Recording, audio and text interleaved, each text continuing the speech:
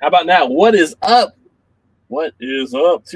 Too far, Jay. Too far. Oh no! Now the whole thing's falling apart. What is going on?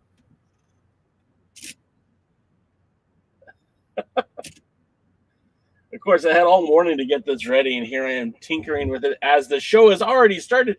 Welcome to the pre-party, a presentation of Alliance-Wrestling.com, your number one source for news and information for the National Wrestling Alliance. My name is Jay Cal, and I'm here every Tuesday to talk to you, brothers and sisters, about the NWA. Talking power, we're talking power trip, we're talking power surge, we're talking all things NWA, and I'm very, very glad that you could be here. I see some of my pals already here in the house. I see Bobby Petito's here. I see Rick Del Santo from the Pro Wrestling Zone. Make sure you go subscribe to his podcast. He does a great job talking about the NWA and the the Northeast independent wrestling scene. Willie Bowen's in the house. What's up, Willie? And I see there's a few more of you guys watching online. If you'd like to jump in the conversation, please feel free to. We're here to discuss all things NWA, and all opinions are welcome. Nobody's wrong. Everybody's different, and that's totally cool. If you're watching on Twitch, thanks for checking us out there. We're even on Twitter right now. So if you guys are checking us out on Twitter, cool, man. Jump in the chat. Let's talk some NWA. Let's talk some NWA Power. And of course, tonight we have a big night of wrestling already on the docket. We're already talking about, this big night for the NWA. They're calling it Velvet After Dark. Sounds a bit racy, right? Sounds like something that might be on the Showtime channels after midnight on a Saturday night, but it is pro wrestling, and don't you forget it. It is about the NWA. Velvet Sky hosting tonight's episode of After Dark. Now, I kind of hope this might be a test, right? Because I was very critical of Velvet Sky last week, and I said they need to find something else for her.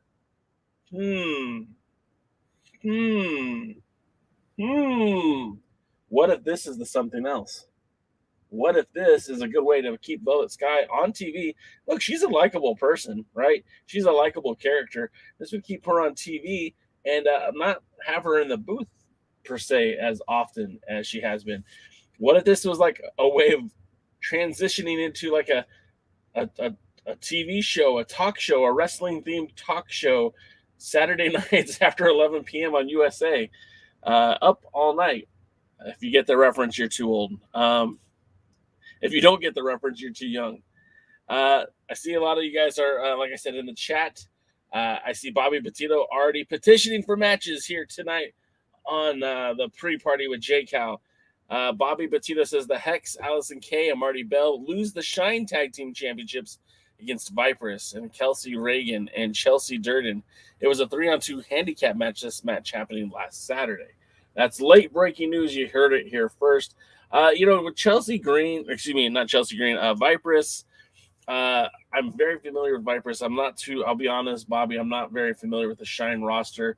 It sounds like they were trying to at least do the Shine Tag Team Champions a solid by not having them just drop the titles, right? Just drop them to anybody. They literally had to be defeated to get those titles. So I think that's pretty cool that they weren't, just beaten for the championship belts.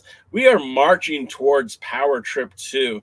And are you guys excited about this card for Power Trip 2? If I bring it up here, the matches that have announced so far, we have this title match, the Junior Heavyweight Championship, which honestly, the more I see it, the more I'm excited by it. This is an inspired matchup, right? Because the Carino dynasty, if you will, has such despair. What's the word I'm looking for? Disgust, hatred for Homicide. I mean, Steve Carino famously tried to take out Homicide in his years in Ring of Honor. Never was able to get the job done. And now Colby is following in his father's footsteps, pursuing an NWA World Championship belt. This match, to me, I think might steal the show. Homicide, despite what other people have said, I've seen nothing but good things from Homicide. I've heard a lot of people kind of put him down, say that he just isn't what he used to be. But every time I see him go out there, I'm still impressed by the guy. And this might not be the marquee matchup that a lot of people were hoping for, but I don't know how it gets any better than that. Homicide, Colby Corino, one of your up and comers, had some pretty strategic wins as of late. Obviously, I think last week's loss to Gags the Gimp, or whatever the hell they're calling him, from Dr. James Mitchell's stable of miscreants and deviants. I felt like that was a blown opportunity. I feel like the way that they should be booking Colby right now is strong. He needs to look good. He needs to look like a champ, because if he's coming in to face Homicide, he's got to have all of his tools at his dispense. If he can't beat a Gimp in a leather mask, how is he going to beat Homicide?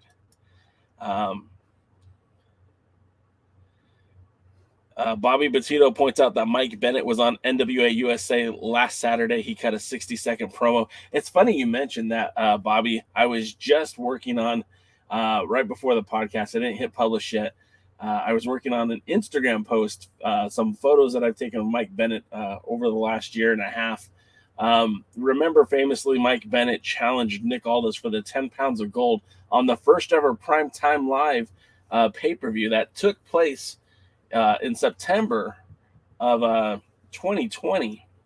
And I know that's 2 years ago, but that was a time where the NWA was basically non-existent. The promotion wasn't putting on any events. They basically went into a stall pattern right as the pandemic was kicking off in late March, early April of 2020.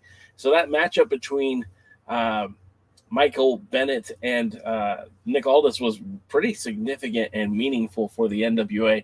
And then Mike Bennett turned around and took part in the United Wrestling Network World Championship Tournament. He had excellent showings. He was all set to fight against Chris Dickinson in the finals. That match got postponed until almost a year later, at the United Wrestling Network Primetime Live pay-per-view. The match was supposed to happen in Atlanta, but Dickinson couldn't get off the ground because of bad weather in New York. So that matchup ended up being Michael Bennett wrestling against Jonathan Gresham from Ring of Honor, the world champion. It was a hell of a match. If you guys don't watch United Wrestling Network, you might want to check out some of those older episodes, especially the Atlanta shows. A lot of good stuff happened there.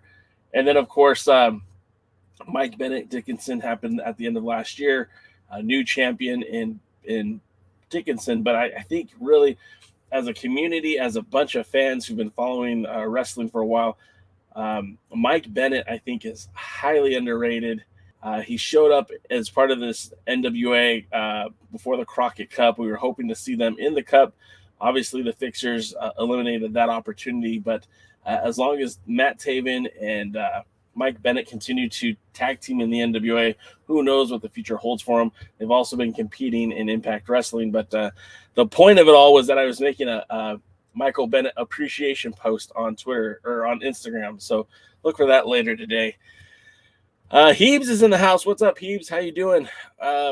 Willie Bowen says the Briscoes versus La Rebellion would be a tag team championship match of the year.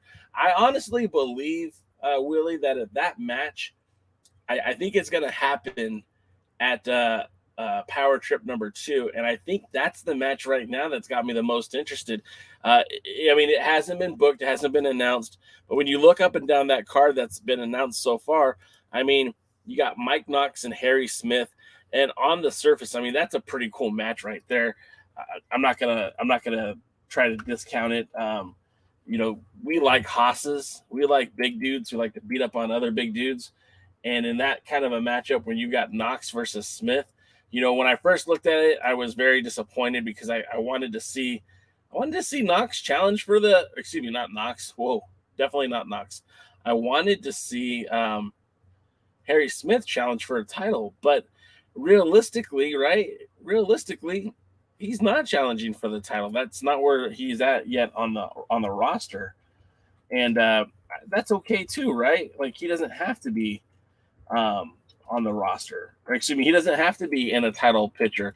If he's out there wrestling for significant matches, and that's pretty important. And remember, this kind of the storyline is kind of built in. It carries over from last. What was I trying to say? It kind of carries over from when they faced off at the Crockett Cup. I mean, they didn't actually face off, right? It was more Cardona and Aldis. When Doug Williams came out for the save, when Doug Williams came out, he brought Harry Smith. So Mike Knox, Harry Smith. It just kind of makes sense. And if you can't tell, I'm stalling just a little bit because I want to get the other graphic up that I didn't realize I didn't have up. So bear with me here for just a second. And then, of course, this match would have implications down the road of what's going to happen, who's going to be the next big dog, if you will. But without it directly indicating that it's a title match or number one contendership, it could have some implications down the road. Dave Scooby points out that the Briscoes will be at Impact this weekend. That scares me, guys. That makes me not want to put the World Tag Team titles on them. That makes me want to keep La Rebellion as your NWA Tag Team titles because it's already hard enough when you're seeing Matt Cardona miss NWA dates because he's booked for Impact. And then you're seeing OGK missing dates because they're booked for Impact. If the Briscoes show up there as part of Impact, if they sign a contract, then they too will be missing dates, and I don't want that. So something to be wary of. Rick Del Santo points out that today, this date in history, 1986, was the very first Crockett Cup. Your boy Jay was about 8 years old then, and I don't think the Crockett Cup was very meaningful to me in 1986. It wouldn't be till many, many years later that I would actually get into that the NWA and the tag team wrestling as a whole. Bobby Batito says his favorite match from last week was Killian King versus Natalia Markova on Power, and then on USA it was Nick Aldis and Aria Daivari. I haven't watched USA yet. I typically watch USA after I watch Power. I know that's kind of counterintuitive, but Power is Power is what I watch the most. If I can get to it, I like to watch USA, but it's not imperative. More of the matches that are scheduled for why am I drawing a blank right now? For Power Trip 2 is also Nick Aldis versus Brian Myers. Now, again, I appreciate the effort that they're trying to pull here, right? Because Brian Myers, everybody knows that Brian Myers' association with Matt Cardona goes way back to the developmental leagues of the World Wrestling Entertainment. Brian Myers and Matt Cardona famously were the original Edge heads. They were WWE Tag Team Champions.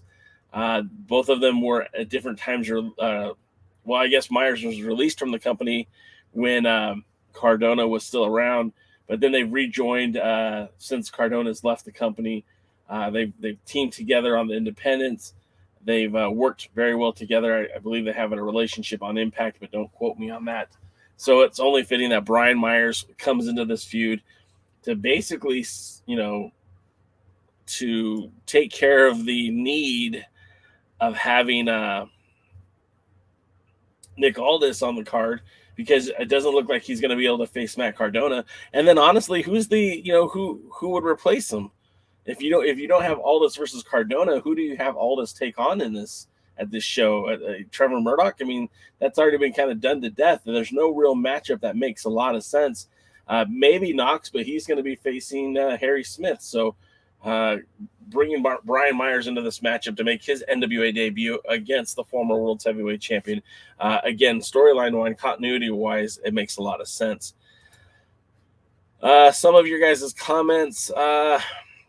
Heeb says it is rumored that a lot of the Honor No More Ring of Honor dudes in Impact, their contracts run out at this weekend's pay-per-view. Huh. That's interesting to note because, again, that changes the landscape for a lot of these guys. Remember, Impact isn't in a position to sign everybody that was released from Ring of Honor. And, as much as Tony Khan has already signed so many talents, I could still see him signing more talents to be a part of this new Ring of Honor, this new venture that, we're only hearing bits and pieces about. But if that does become a full-fledged wrestling promotion, he might want to stock it up with more talents and, guys like OGK, guys like PCO. I mean, they all make sense to me to be a part of this thing. So we'll see how it goes. Bobby Petito giving us some late breaking news that Homicide retained his NWA Junior Heavyweight Championship against Tony Deppen at Expect the Unexpected Wrestling last Saturday. And oddly enough, Rick was also letting us know the same result. It's like you guys were sharing a brain there for a second. Homicide, look, you can't take away from that guy. And I feel like the NWA should certainly do everything they can to get as much mileage out of his title reign as they possibly can. And that includes, here's some names I'd like to see him fight: B-Boy, or Low Key, or Rocky Romero, or Ricky Reyes. A lot of the guys from his past I think would be a lot of fun, especially outside of the NWA. Sean Mega says the only guy he wants to see from Ring of Honor is Brian Johnson. No Dalton Castle? No boys? Interesting. No PCO? I like PCO. I don't know how he would fit into the NWA. I mean, he was a former World Tag Team Champion, won the Crockett Cup 2020 with Brody King. Putting him in the NWA might be interesting. He says it's also rumored that Maria has been in talks with Tony Khan about the Ring of Honor's women division. Where Maria goes, does Bennett follow? Well, typically, yeah, right? I mean, Michael Bennett in an AEW ring makes a lot of sense. I don't know why that guy isn't signed there already. I'm very high on Mike Bennett over here at the Alliance Guys podcast, over here at the Pre-Party with J-Cal. We're a huge Mike Bennett fans. So I kind of hope he does get signed. I mean, look, selfishly, I hope he stays independent so that he can work shows at United Wrestling Network or the NWA or anything else that comes up. But for him and his family, I'd love to see the guy get signed by AEW. I know, we all know that AEW doesn't have unlimited capacity. At some point, they're going to run out of place to have all these names. But with Ring of Honor being brought into the works, I mean, I don't know if that takes over one of their YouTube shows, if it becomes its own entity, or what. I mean, this whole Discovery Time Warner merger certainly is going to create some opportunity for AEW and the possibilities to go streaming or be a part of that service. So you don't know, man. And just so much stuff is going on. Sean doesn't like the boys or Dalton Castle. Fair enough. Bobby Petito says, I'd like to see Homicide versus Rhett Titus for the Junior Heavyweight Championship. I mean, Rhett Titus has been on fire as of late, and I think I'll take it. I'll take that matchup too. DKM says, you guys remember DKM? He's my colleague, my partner, my friend, my confidant. And he joins me every Thursday night as we break down this episode of Power that you're about to watch in about 40 minutes or so. DKM says, supposedly Khan isn't interested in most of the former Ring of Honor wrestlers and has plenty of wrestlers from his bloated rosters to put in ROH. I agree with that. I do, because you look at that roster and it's hard, man. I mean, God, there's so many good, talented names that are attached to that brand, and that some of them go missing. Like, when was the last time Frankie Kazarian was on TV? Is Christopher Daniels regularly wrestling? I know a lot of these guys, Colt Cabana, I think I've only seen him on Darker Elevation as of late. And, there's the Dark Order and the Best Friends and Orange Cassidy. I mean, there's not room for every single person. Malachi Black and Brody King and the former Buddy Murphy. I mean, there's not room for everyone. And there's a ton of great talent. At some point, Tony isn't going to be able to pay these people for just sitting in catering.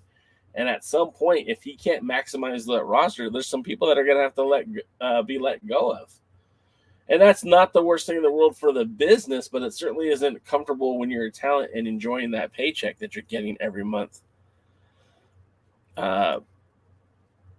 Rick Del Santo says he'd love to see PCO return. I mean, he definitely would bring something different. And putting him with James Mitchell, I know that I'm not a big fan of the stable as it is now, but if it's centered around PCO and maybe a little bit less weird and a little bit more spooky, I don't know.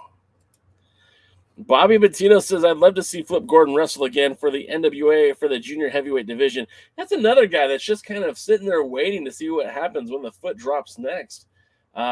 He's a guy, I know he's going to be a part of the World Series of Wrestling, the big tour that they do in Australia. They go like 5 days in, 5 different cities, and they blend a marriage of the top independent wrestling talent in North America with some of the best talent in Australia.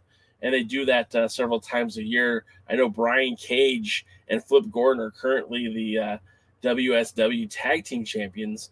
So we'll see if what happens with Flip. I haven't heard anything about Flip, but he's been featured heavily in the NWA in the past, so we'll have to wait and see. Heap says, the more rumors and innuendo, if you will, PCO is the only Ring of Honor guy in Impact that signed a long-term contract with Ring of Honor closed. That's good for them. Impact could use them too. Don't get me wrong. I'm not trying to look at ways to, suck all the great talent out of Impact. I think when you have multiple wrestling promotions that are working well, they don't necessarily have to work together, but they have to be putting out a good product. We look at WWE, and as of right now, there's nobody really there at their level. You got AEW that's getting very close. You've got New Japan Strong with their ties with New Japan Pro Wrestling as these sanctions from COVID kind of start to diminish. I think you're going to see a lot of opportunity for New Japan USA, blending that New Japan Strong talent with the actual New Japan Pro Wrestling talent and seeing some of these big crossover matches. I think a lot of these things are looking very promising for that company.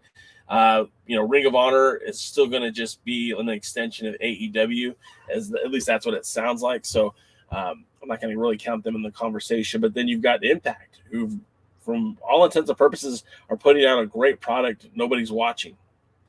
And then you've got Game Changer Wrestling and all the stuff that they're doing, the NWA United Wrestling Network, the consolidation of the United Wrestling Network, where they went from 3 separate brands to one, featuring talents from all 3 of those brands, and kind of co-oping with MLW and working with Game Changer Wrestling. I think you're going to see some interesting things out of the United Wrestling Network as well. Whew. That's a lot to say. Sean Mega says, Lethal's being wasted. Agreed. Chris says, and so did DKM, that Daniels is the VP of Talent Relations. I understand that. I do know that. I mean, that's not exactly hidden information, but he's not appearing on TV, and I know he's still somewhat active. I mean, he's wrestled a few shows for New Japan Strong, for Defy. I just imagine that he'd still want to compete in the ring when he can. Bobby Bettino says, I'm looking forward to watching Tootie Lynn versus Paola Blaze. Maybe we'll see Taryn Terrell with Paola Blaze tonight. And that's the thing about Paola Blaze, right? Like her and Tootie Lynn, we haven't seen either one of them since before the Crockett Cup. Neither one of them were at the by Power Trip. So it'll be good to see them both there. And of course, they are a part of tonight's event. We'll get to that shortly. The other match that has been announced for the Power Trip 2, and this one's kind of a head scratcher, right? The Miserably Faithful. The Miserably Faithful being Father James Mitchell's Land of Misfit Toys. You've got Sal Renaro partnering with Judeus to take on Jack Stain and Magic Jake. Now, I don't know what is so appealing that the NWA really likes this guy, Magic Jake. I don't really understand it, but it's not for me to understand, right? It's for the NWA to execute. And if they can make this guy into a big deal, so be it. Now, he does have a victory over Rodney Mack, although he had to cheat to win. But, if they're giving him victories over somebody like Rodney Mack, that's kind of elevating his career. I mean, it's one thing to go over Yuma, but it's another thing to go over Rodney Mack. So evidently they have big plans in store for him. Now, because we already mentioned the tonight is the Velvet After Dark, which, let's be honest, like, what are they going for here? Should this have been an all-women show? I mean, I don't know what they were trying to go for this. It seems a little racy just in the font itself, but then maybe that's me. I don't know. But the match that Heebs was talking about is Garrisaon, which that is the weirdest spelling for a name I've ever seen. Garrisaon. Garrisaon Creed versus Cyon. Now, Garrisaon Creed, when he made his debut in the NWA, famously he ate a couple of boots from Trevor Murdoch, and that was it. Trevor made short work of Garrisaon Creed in his first match. So it'll be interesting to see what Cyon does. Now, Cyon has famously made it known that he wants to challenge for any title.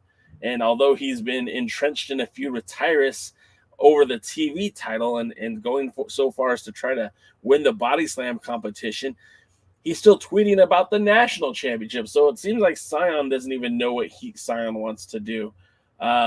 So this match could be interesting. Could be a breakout match for Garrisaon Creed, or it could just be one more step in the right direction for Mr.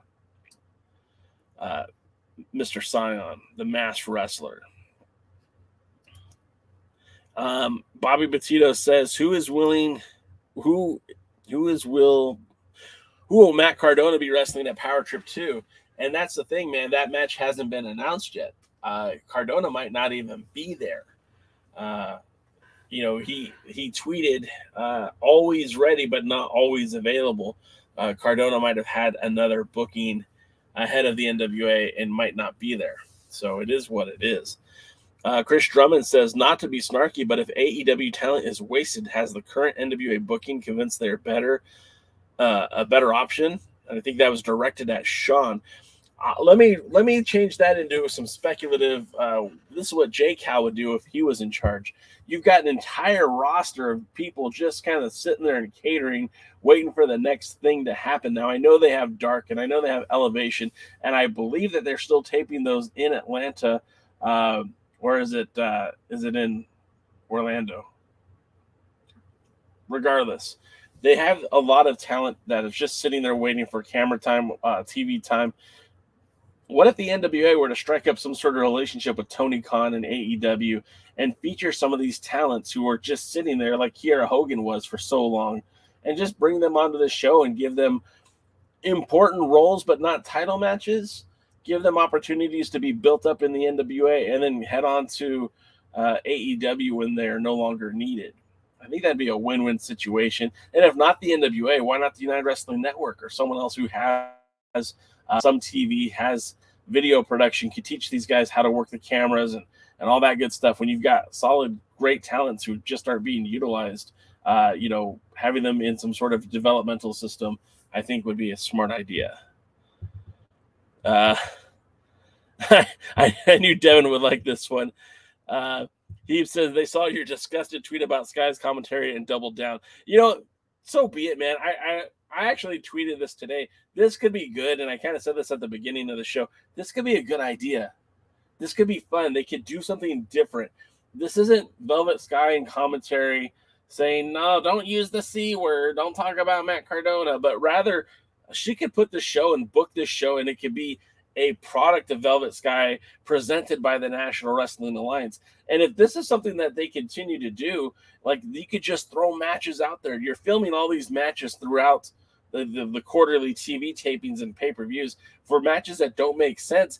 Put them on the Velvet Sky show. It's the last Saturday or the last Sunday of the month or whatever it is. However they want to do it, I don't care. But give her the show. Let her have the book. This is the Velvet Sky show. Come on, man. Then you could be all weird and velvety, and they could talk about wrestlers and who's attractive and hot or not, and everything else that they want to do. It could be as cringy as possible because it's not really the NWA; it's the Velvet Sky product. And I think that they could have fun with that. I honestly think that's a good idea. Sure, it needs more fleshing out, but I think that'd be something that'd be fun, something that they could do. Bobby Petito likes Magic Jake. Sean Mega says he thinks Magic is a TNT talent. I would almost bet everything he would be. Devin Devin, banger up Power Surge plan for tonight. Now, famously, if you guys haven't been paying attention, Devin is a huge fan of Paola Blaze because his wife watched the reality show she was on. So I get it, man. I know why you're excited. You're going to see your girl Paola, and that's great. Devin also agrees with me. Good idea, Jay, but I think they just bought their own developmental show with Ring of Honor. I mean, that's fair. That's fair. That's a good point. Bobby Batista says, I'm looking forward to watching Marshe, Rockett, and Black G's wrestling tonight on Power Surge. What I don't understand about that is at Crockett Cup, we put Black G's as the manager role for Marshe, Rockett, and Jordan Clearwater, who worked very well as a tag team. And since then, you've now put Marshe Rockett into two separate tag teams, one teaming with Jack Stain on NWA USA, and now teaming with Black G's. Again, Marshe was teaming with Jordan Clearwater for the Crockett Cup, and they would look pretty good. I mean, they got to the semis. They lost to the guys that took second. I don't understand why they split that team up or are just not putting Jordan with Marshe. So that's all I have to say for that. Devin said, and hell yeah, I hope Sky challenges Camille tonight. I don't think you're going to see Sky. I think you mean Sky Blue. I don't know that she's been working the NWA tapings. I don't know if she's going to be there. DCam says, supposedly they don't need to strike up a deal. Tony stated before his wrestlers are free to work other promotions. That works. Bobby Batista says, NWA USA will have Power Surge 2 this coming Saturday.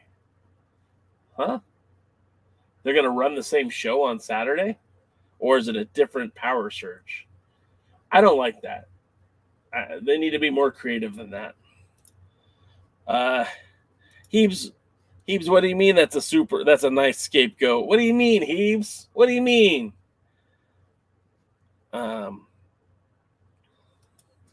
Jay Spade, Bobby says Jay Spade was on AEW Dark Elevation yesterday against Tony Nese. Yeah, I think Tony Nese. Jay Spade. He still has theoretically he still has a title shot. I don't know what's going on with Jay Spade. He hasn't been on any NWA programming since before Crockett Cup, so I don't know what the plan is with him. Excuse me. Devin Dowling says Sky has a title shot from the weird team things we did months ago. Devin, you got confused. You're thinking of Genocide, who had that title match, and she used it with your girl Paola to challenge Hex, and it was kind of forced on her to make that decision by Taryn and Paola, and it backfired. They ended up not winning. Heeb says, I saw an image of Angelina Love and Sky sitting at the commentary back when the tapings happened. If Sky is going to use that title shot, maybe she gives that to Love. Now that, okay. Oh, is that Devin, I'm sorry. That's the Sky you were talking about. When you did the E on the end, I thought you were talking about Sky Blue. You're talking about Velvet Sky. Okay, yeah, Velvet does still have a title shot. I would hate for them to give it to Angelina Love. Not that she isn't a decent wrestler. I get all that. I do. But, man, it would be... I mean, I guess it's a good way to throw away that shot, because if anyone here, raise your hand if you think Angelina Love is going to beat Camille. It's no way. I mean, it would make more sense if they did a tag team against Hex and use the Beautiful People versus the Hex. That would, at least make sense to me. Yeah, Devin, we're on the same page now. We're on the same page. I get it. I misunderstood. And then, so the other matches that are set up for tonight, DK says, I have no love for Angelina Love, and I'm ready for her to retire. Can we get Lacey Von Erich instead? I really like Lacey Von Erich. I would love to see Lacey Von Erich in any capacity, just Lacey Von Erich. The other match that's scheduled for tonight on Velvet Sky After Dark is in action. We're going to see Tootie Lynn versus Paola Blaze. Now, number one, I'm digging that they put the dragon mask back on Tootie Lynn. On the indies, she used to go by Little Blue Dragon or Sheehan. So if she's going to go by Tootie Lynn but still rep the mask, I think that's pretty cool. Not that she's needs to wear a mask because she's ugly or deformed or anything like that. I just think it looks pretty badass. And then she's taking on Devin's Paola Blaze. So we'll see how that pans out tonight. This will be Paola Blaze's first time in the ring since Genocide basically said, we're done, we're through. So who knows? Maybe there might be some interference from Genocide. We'll see. He says it would be super lame for Love to jump Genocide and Killing King, but oh well. Yeah, that'd be wild, right? But stranger things have happened. DKM says she quit the wrestling business completely again for the fourth time, Lacey Von Erich. Lacey Von Erich actually trained out here in Southern California at the Mach 1 Pro Wrestling School, the same school that helped refine, I'm not going to say they trained, but they helped refine guys like L.A. Knight and Brian Cage and Kevin Martinson and Willie Mack and Eric Watts. And at one point, Lacey Von Erich. So it's a shame that she's out, but it's probably for the best. And then Devin is excited that Paola's about to get her first W. I mean, Devin, good for you, brother. You hang on to that. You hang on to that. Don't let anyone take that magic from you. It could happen. It could happen. This seems interesting. We're going to have an Aaron Stevens wrestling clinic. Now, the last time Aaron Stevens had any kind of clinic on POWERRR, it was with his master, the legendary Question Mark, when they were doing the karate. And that didn't end well for Stevens, as Ricky Starks ended up pulling off one of the masks and ended up attacking Aaron Stevens.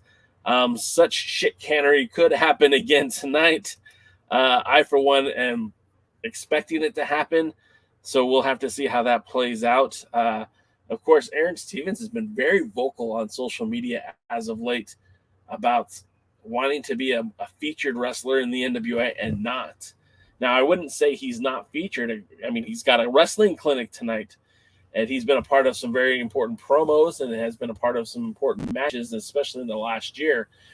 Since losing the tag team titles, maybe he feels invalidated and wants another opportunity to wrestle for a title. This could be a work. It could be a shoot. I don't know, man. Especially with Aaron Stevens, it's hard to tell. One thing is for certain. I know he's picking up more indie dates. I've seen him actually jump on a few dates here locally in Southern California. So perhaps maybe Stevens could be winding down his time in the NWA, or maybe this is just all juxtaposition to set up what's next for him. We'll have to wait and see what's going to happen. And then another match that is for tonight. I believe this will be the main event, and that is Idol Mania Sports Management. Marshe, Rockett, Black Cheese taking on the Rude Dudes, Jamie Stanley and El Rudo.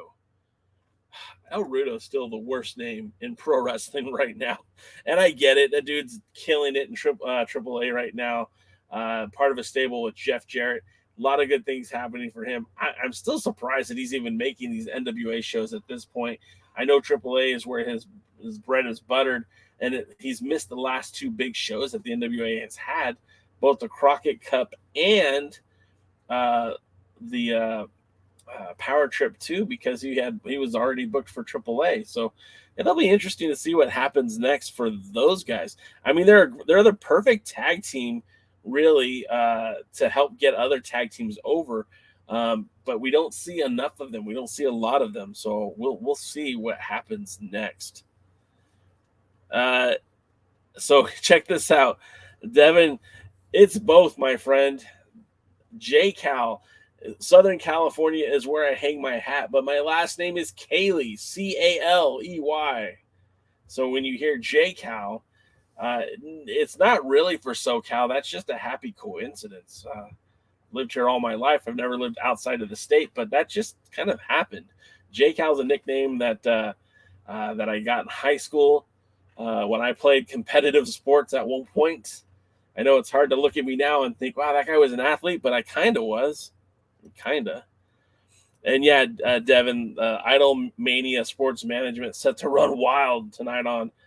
And what's funny about that, right? Now let's take a step back and think about this for a minute. What's really funny about that is, who hates Austin Idol the most in NWA? My guess would be Velvet Sky, but she's got one of his tag teams. Idol Mania is going to be represented on his show.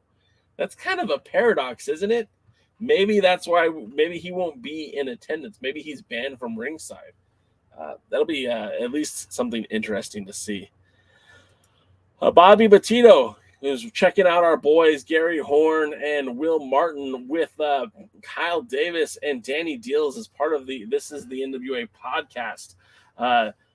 Totally love those guys. I hope you guys are still supporting them as well. Gary I consider Gary a very good friend. I consider Will a very good friend. I really like Kyle, and they also have Danny Deals. So I hope you guys are checking out what they're doing. I didn't see yesterday's show, but Bobby reports that yesterday Joe Galley said that Camille will be wrestling against top-tier talent for the World Championship on Power Trip 2 on April the 30th, but he didn't say who. Interesting. We know that she just wrestled Taya Valkyrie earlier this month in XPW, and the match didn't reach a conclusion, but when the match was over, it was our world's champion, the holder of the Burke. We're talking Camille the Brickhouse, who was pinning on top of Taya Valkyrie. So that would be, I'm just speculating here, but sure would be fun if they were able to bring Taya Valkyrie in for a show. But I think if you're going to bring Taya Valkyrie in for a show like that, Power Trip 2, the premier live event, or a pay-per-view, you advertise the hell out of that, because that'll get you some more buys. Theoretically, if Taya Valkyrie is over as much as we think she is, putting her in the ring with somebody like Camille, I think would be a draw for a lot of fans. So it'd be I'm kind of surprised that I would be surprised if they used her without advertising her, but we'll have to wait and see. Bobby Petito wants to see Jaden Rowland wrestle again. The Ill-Begotten started off as a stable of just wrestlers who kind of thrown together as jobbers.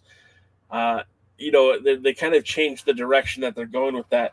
Jaden Rowland would be a guy that I think, if put in the right situation, could be very useful. With Jordan Clearwater kind of stepping maybe outside of the tag team ranks, and if Black Cheese and Marshe are your now tag team, I don't know, maybe put Jaden Rowland into a storyline with Jordan Clearwater just to have something for both of those guys to do. I remember Jaden Rowland not looking too bad. I think he was, he was very, for some reason, he wasn't a big fan of Tim Storm, but nevertheless, I think he's still involved. It would be great to see Velvet kick out Idol. I think that'd be a fun little gimmick that they can do. And again, if this is something that they do regularly, like when the Fixers did their last POWERRR Surge, I felt like that was very entertaining. And if they're giving Velvet Sky that opportunity, I say let's just go with it. Instead of doing this as a POWERRR Surge, make that a TV show. That's the best way you could use her. Put her in a role where she's producing this event. This is the Velvet Sky NWA hour or whatever it is. And put that on Saturdays. Put it Saturday nights. Yeah, because that's when things get racy. Devin Dowling said the Bearded Boys are great. Yeah, nothing but love for those guys here. He says top tier. Yeah, versus Kenzie Page again. Look, Kenzie Page, I'll be the first one to admit, she's gotten better every time I've seen her in the ring.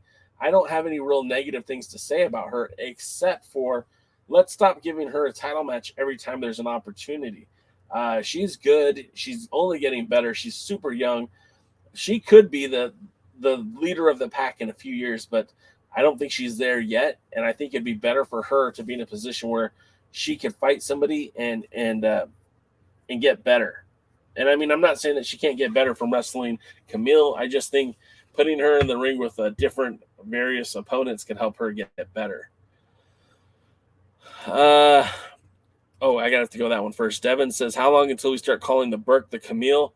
I mean, man, that belt, you have to understand that when Mildred Burke was champion, things were so much different. I mean, in some states, women's wrestling wasn't even legal because of how the laws were set up. So for Mildred Burke, for all the work that she did to carry that title, to make it legitimate, for, everything that she had to endure as a pro wrestler in the 40s, and having to deal with the hostility and the way things were back then. Camille's going to have to carry that title for like 300 years. Obviously, I'm joking, but you know what I mean? Like, I don't think anyone should take that name of the Burke off of it. Jordan Clearwater reminds me so much of a young Randy Orton. That's a good one with his charisma. I'd love Clearwater to have a storyline. The problem with the show is, again, because we talk about how Billy Corgan is your head booker. And this isn't a shot at Billy, but there's many moving pieces on this show. And if you've only got one dude booking everything, I think things start to get forgotten about or left off the table. I feel like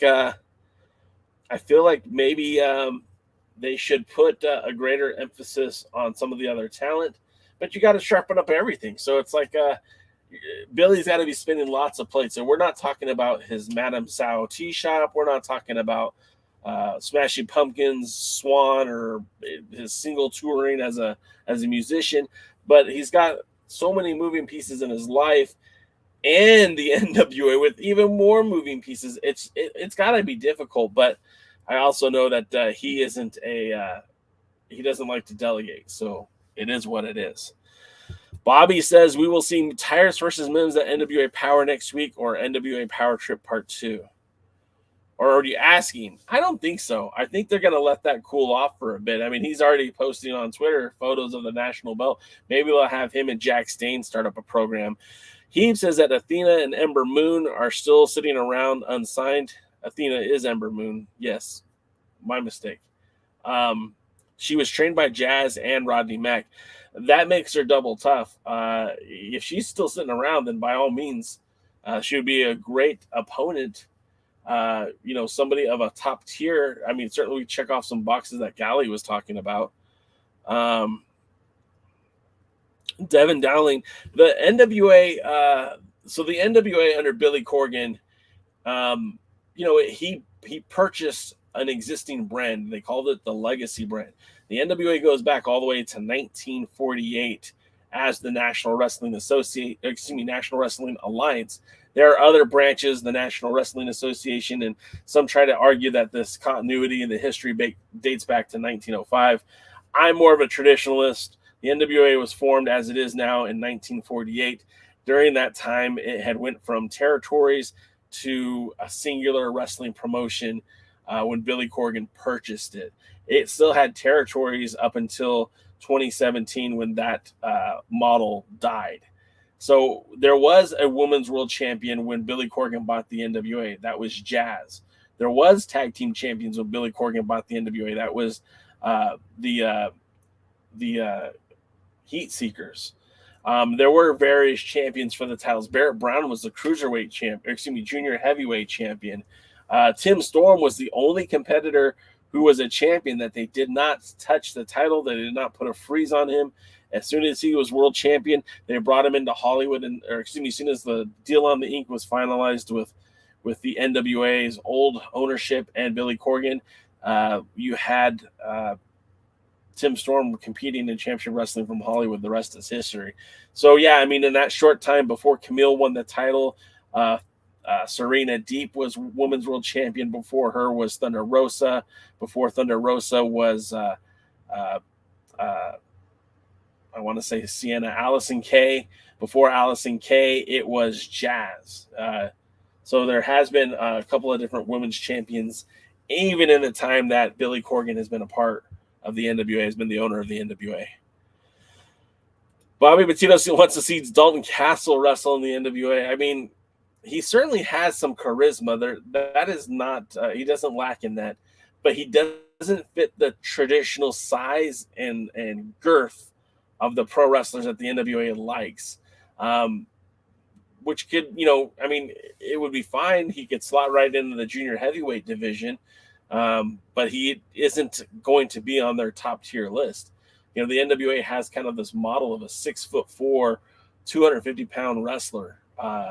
That's what they're looking for. So anything short of that, it won't be getting high-profile matches, I don't think. Devin Dowling says, I've been listening to Tony Schiavone's podcast, and last year we watched every weekly show from the NWA in 1986, so I'm kind of familiar with that era. Not really anything past them. Yeah, so, a history of the NWA pod.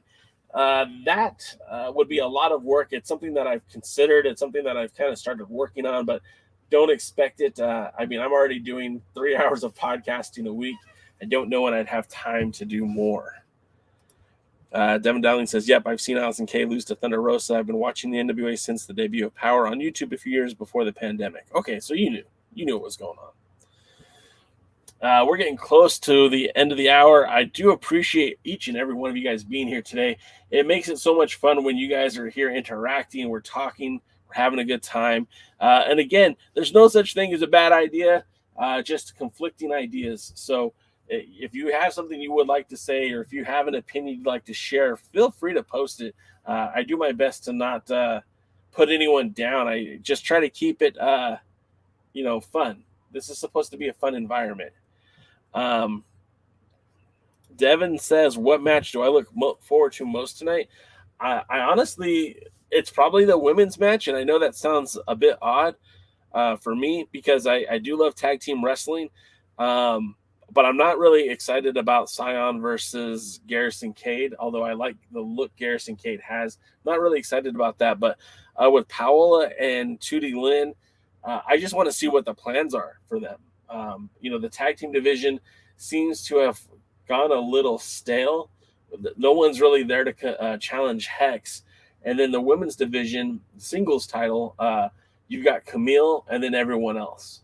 So who's going to emerge? We thought Natalia Markova might have been it. She gets beat by Killian King last week. Genocide is still out there, still looking strong, but maybe it's too soon for her and Camille. So who's next? Kylie Ray hasn't been seen since the Crockett Cup. I haven't heard much from her. Melina's all but disappeared from the show. So who is next is my idea.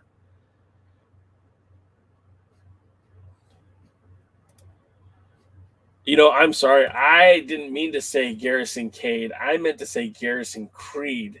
And I think you caught me in my mistake there. Garrisaon Creed is the wrestler. Garrisaon Creed, of course, is the late Lance Cade, who was the tag team partner to Trevor Murdoch. Yeah, you're right, Devin. My mistake. But yeah, that I wonder if that even crossed his mind. But yeah, that's the match I'm looking forward to most. Bobby Bettito says Jack Evans' contract is ending on April the 30th, and AEW has not re-signed him. Maybe we'll see him wrestle in the NWA. I mean, him and now you see, if we're talking about like a lucha influence, right? Jack Evans and El Rudo might be a lot of fun in the ring. They could probably have some great matches. Plus, he might fit in well with the junior heavyweight division. But one of the things that Jack Evans is that you don't see a lot in the NWA is one of these guys who takes a lot of risks. A lot of risk in the ring, a lot of high flying. Would be something very different from what we see currently in the NWA, which might be the reason why you wouldn't see him. But I have always liked Jack Evans. I remember watching Jack Evans for the first time at the Pro Wrestling Guerrilla and just being blown away by how good he was in the ring. Back then, he was usually with Teddy Hart. And just to see what those guys could do, just phenomenal stuff. And that was like 20 years ago. You think about what they're doing now in the ring. Not so much Teddy Hart. I think he's doing time. But Jack Evans, I mean, if you like the high-risk wrestling, the suicide dives, the I wouldn't call it hardcore wrestling, but the high-risk wrestling, certainly Jack Evans is that guy. Vincent, what's up, man? He says build up Genocide. Agreed. 100% agreed. Genocide could be that person to take the belt off of Camille. I'm not in a rush to take the belt off of Camille, but Genocide, she's pretty good. And she's one of the things that I said a few months ago when Lady Frost was still on the roster is that I felt like Lady Frost was the most polished wrestler within the NWA when it came to promo, gimmick, wrestling ability, look. Maybe her promos were her weakest part. And that, I mean, they weren't bad. They just didn't have a lot of promo time. She was phenomenal in the ring. Very, very polished. Genocide, very similarly, has a gimmick, has a look, right? Has skills in the ring. It has power. Most women like her don't exist. And for Camille to be the way that she is, very powerful, very dominant female wrestler, and you have Genocide, who's right there, probably probably as tough, maybe as strong. I mean, yeah, you could have a hoss fight with 2 women, and that's something we don't normally see. And then Devin also points out that Kushida was released from the WWE today.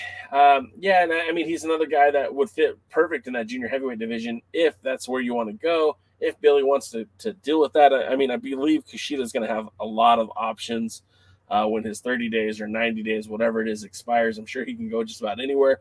Presumably, he'll be at the best of Super Juniors with New Japan Pro Wrestling. But I wouldn't be surprised if he stuck around the United States for a little bit and competed with the promotions out here. Bobby Batito says he'd like to see Ivelisse wrestle in the NWA. I mean, now that Thunder Rosa's gone, maybe. Ivelisse, she's not a bad wrestler, but she does have a bad rap. And I don't know if it's legitimate or if she just had a few bad days there. But she is someone who I've times have thought she's good, and then other times I feel like she's terrible.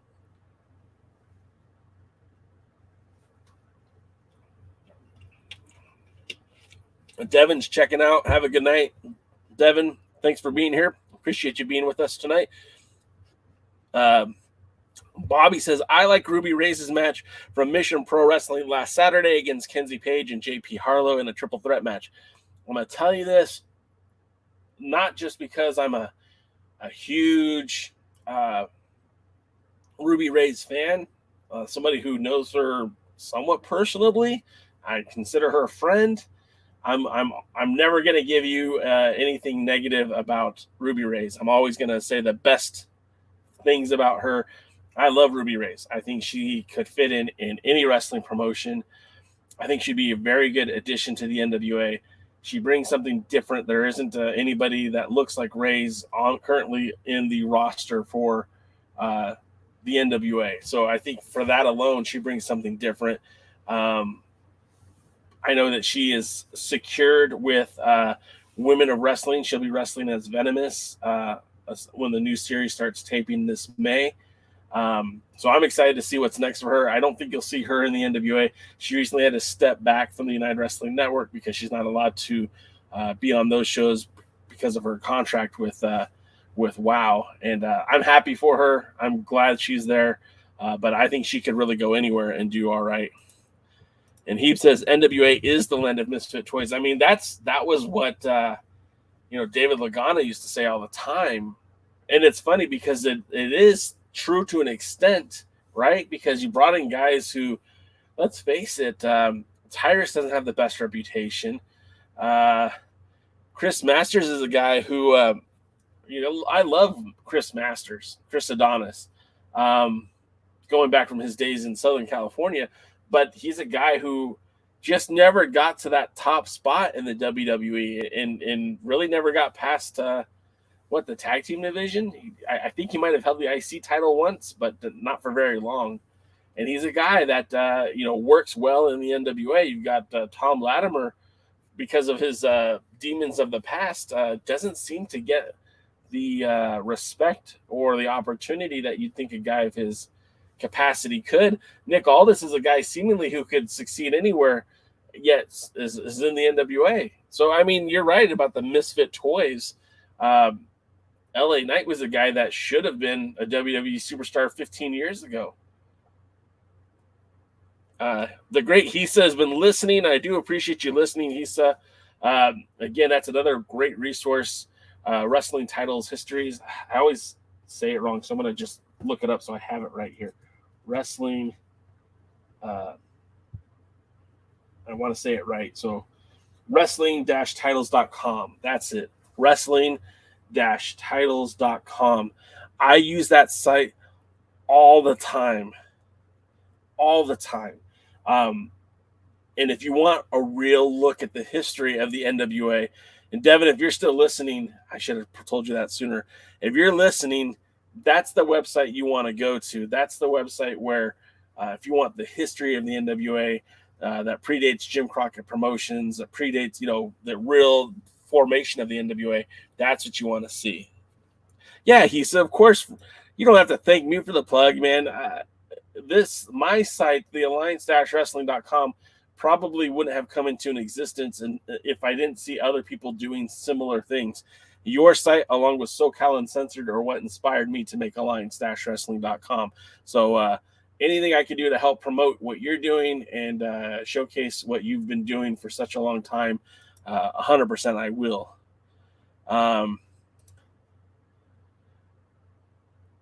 Hit Bingo says, sorry.